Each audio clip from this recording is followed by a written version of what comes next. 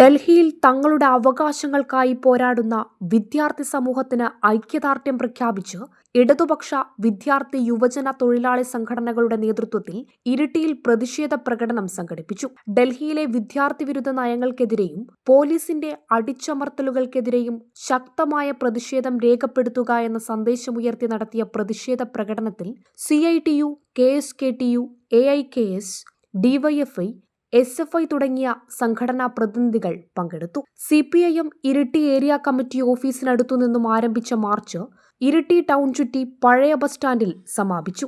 ശേഷം നടന്ന പ്രതിഷേധ സംഗമം കർഷക സംഘം ജില്ലാ വൈസ് പ്രസിഡന്റ് E. ശ്രീധരൻ ഉദ്ഘാടനം ചെയ്തു. കഴിഞ്ഞ ദിവസം മോഡി ഗവൺമെന്റ് അതിഭീകരമായ മർദ്ദനം യുവാക്കൾക്കും അതുപോലെ വിദ്യാർത്ഥികൾക്കും എതിരായിട്ട് കട്ടഴിച്ചു വിട്ടപ്പോൾ സുപ്രീം കോടതി അടിയന്തരമായി ഈ ഭീകരമായ ആക്രമണത്തെക്കുറിച്ച് കേൾക്കണമെന്ന് പറഞ്ഞപ്പോൾ അതിനൊന്നും ഞങ്ങൾക്ക് സമയമില്ല, ഞങ്ങളെ സമയം മെനക്കെടുത്തരുത്.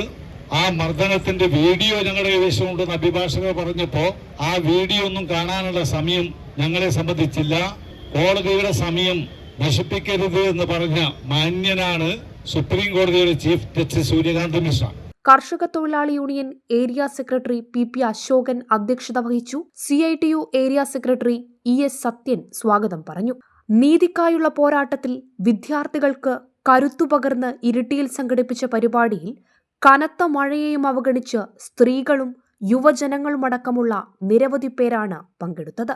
CPIM ഏരിയ കമ്മിറ്റി അംഗം PP ഉസ്മാൻ, ഇരിട്ടി നഗരസഭാ chairperson V. Vinod Kumar, YY Mathai, NT Rosamma, CITU Iritty area secretary ES Sathyan തുടങ്ങിയ പ്രമുഖ നേതാക്കൾ പരിപാടിയിൽ സാന്നിധ്യമറിയിച്ചു. Prime vision news, Iritty.